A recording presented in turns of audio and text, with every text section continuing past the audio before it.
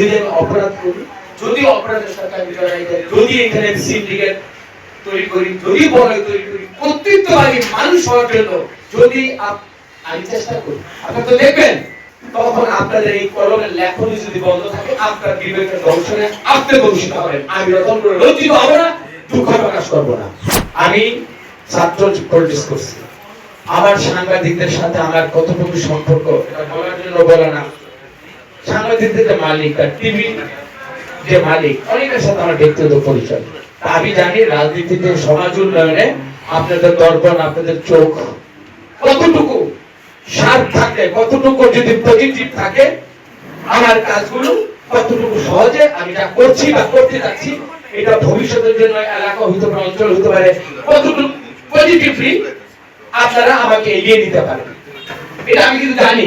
এটা আমার মুন্সিগঞ্জে এসে আসার আগে আল্লাহ তাআলা আমাকে বিশ্ববিদ্যালয় লাইফে আমার একাদশ থেকে আমি বিভিন্ন ভাবে যতটুকু সম্পৃক্ত ছিলাম, মানুষকে সম্মান করা বা যেগুলো শ্রেণী পেশা মানুষদের সাথে মিশলে তাদের থেকে কিন্তু আমার শেয়ারিং শিখা, তাদের কনসেপ্টটাও আমার নেয়াটা এটা আমার একটা নেচারের মধ্যে এটা আসে। যাই হোক, আমি এইখানে কেন প্রথম আসলাম, আজকে এই আশাটা ইচ্ছাটা আমি যেদিন মুন্সিগঞ্জের দায়িত্ব যখন পেলাম, আমি রাজনীতি যেখানে শিখছি তখনই আমার এই ইচ্ছাটা ছিল। এই কথাটা ইচ্ছা থাকা সত্ত্বেও কেন আসলেন না? যদি আসতাম তাহলে আজকে এই সম্মানের জায়গাটায় আমি দাঁড়িয়ে থাকতে পারতাম না। কারণ এইখানে আল্লাহ তাআলার একটা শব্দ আমি বলি, শুকর এবং সবর। আমি শুকরিয়া আজকে যিনি প্রধানমন্ত্রী, আজকে অনেকে বলছে সুলতান সাহেব আর সাংবাদিক ভাই বললো সম্মানের ক্ষেত্রে এমপি হয়েছে, এখন রাজনীতিবিদের শেষ গন্তব্যস্থল কোথায়? এমপি হওয়া, জনপ্রতিনিধি হওয়া, পার্লামেন্টের কথা বলা, উন্নয়নের কথা বলা, সমাজ রাষ্ট্রের আগামী দিনের ভিশনের কথা বলা, রাষ্ট্র ব্যবস্থা নিয়ে কথা বলা, রাষ্ট্র সংস্কার নিয়ে কথা বলা। শিয়া বাটার ও ভিটামিনে সমৃদ্ধ লিলি বিউটি সোপ, তারুণ্যময় উজ্জ্বল ত্বকের জন্য। ওইটাই হলো তার প্রাপ্তি। আর যেটা মন্ত্রী, এটা সম্মান। হ্যাঁ, দেশ চালাতে হইলে একজন প্রধানমন্ত্রী হবে, তার পর্ষদ হবে, যে যার যোগ্যতায় ওইখানে গিয়েছে, আপনাদের বলতে দিতে হবে। আমি নমিনেশন পাওয়ার ক্ষেত্রে আমার ক্ষুদ্র পরিসরে আমি চেষ্টা করেছি, আর এত সুযোগ থাকা আমার সত্ত্বেও 50 জন মন্ত্রী হয়েছে, মাননীয় প্রধানমন্ত্রী আমাকে চিনেন এবং মন্ত্রী বসার আগের দিন আমার সাথে ওনার দেখা হয়েছে, কথা হয়েছে। তা আমি যদি চাইতাম মন্ত্রী এই পর্যায়ে গেছে, আপনাদের দোয়া আল্লাহর রহমতে এই জবান দিয়া আমি আমার ব্যক্তিগত একটা সম্মান, একটা চেয়ার আল্লাহ আমার চাওয়াই নাই, অথচ আমার সুযোগ ছিল। এতে এটা এই কারণে বললাম, আমার মানসিকতাটা আমি যেই দায়িত্ব পেয়েছি জনপ্রতিনিধি, আমি কি নির্বাচনের পূর্বে আমি কেউ বলছিলাম যে আমার এমপি বানান, আমি মন্ত্রী দেখাবো, বলছিল রে? ওইটাই যখন আমি বলিনি, আমি নির্বাচিত হয়ে গেছি, এখন আমি ওই কাজের পিছনে কারণে আমি ধরে সময় লস করবো। সুলতান ভাই, আপনারা শুনে রাখেন, বাংলাদেশের 50 জন মন্ত্রী হয়েছে, প্রধানমন্ত্রী সহকারে আল্লাহর রহমতে এই মুন্সিগঞ্জের 3 আসনের রতন এই হিসাবে একজন মন্ত্রী আমার ইনশাআল্লাহ চিনে না। কামরুজ্জামান রতন আমার সারা জীবনের রাজনৈতিক ভাবে এবং বেগম খালেদা জিয়ার সাথে আমার যে সংস্পর্শ, তারেক রহমানের সাথে আমার যে সংস্পর্শ, এটা অনেক আগে আল্লাহর রহমতে এই 50 জন মন্ত্রী যেহেতু আমার চিনে, এটা তো যেহেতু প্রেস ক্লাবের ব্যাপার, ওই মন্ত্রীরাকে আপনাদের কথা বলেন। আজকে শিক্ষাতে যাবো, শিক্ষামন্ত্রী আপনার লোক আমার সাথে কথা বলবে, স্বাস্থ্যতে যাবো, স্বাস্থ্যতে কথা বলবে।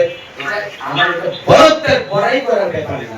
আপনারা একটা এই মন্ত্রীর মধ্যে নিয়ে আমায় ঢুকাই দিবেন, ওই সারাদিন মন্ত্রণালয় ভর্তি হবো, তাইলে ওই বাংলা বাজার থেকে ওই গোছেটা পর্যন্ত আমাদের আর কোনো কাম দিব না। এখন কোনটা স্যার বলেন দিন, কোনটা চান? আমরা সব কাজ চাই। আমি কাজ করতে হলে আমাকে এই আপনাদের সাথে আমাকে মিশতে হবে। আর এই ফর্মালিটিস বাদ দেন, আমি প্রেস ক্লাবে আসলে অনেক আগে আপনারা আমার সাথে মিশলে আমার সম্পর্কে আপনারা জানতেন। যাই হোক, আমার দুর্ভাগ্য, আমার সমস্ত অপারগতা, সমস্ত না আসার যে অপরাধ, সেটা আমি আপনাদের কাছে আমি নিজের উপর নিজে নিয়ে নিলাম।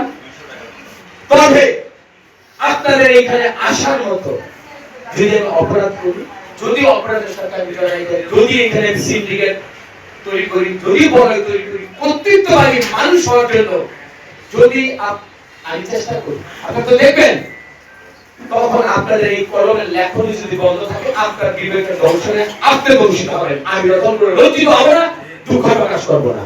কথাটাকে বুঝতে পারছি? আমি একজন মানুষ প্রতিনিধি হিসেবে আসছি।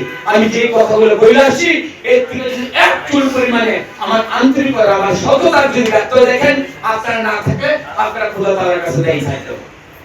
মানুষ 5 লক্ষ 10,000 মানুষের কাছে আমি একটা বার্তা পাঠিয়েছি। এই আপনার সোশ্যাল মিডিয়ার কাছে অনেকে জানেন, আমাকে দেখে নাই। আমার সবচেয়ে সৌভাগ্য কি জানেন?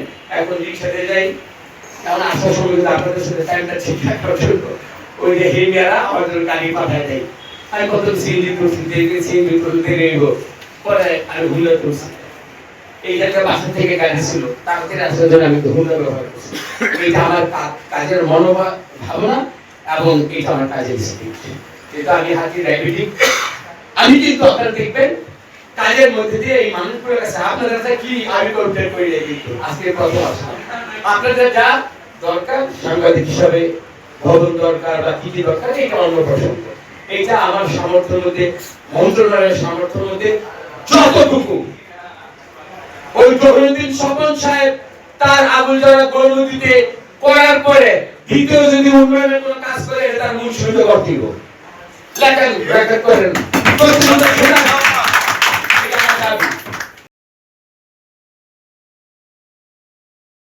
শিয়া বাটার ও ভিটামিন ই সমৃদ্ধ লিলি বিউটি সোপ, তারুণ্যময় উজ্জ্বল ত্বকের জন্য।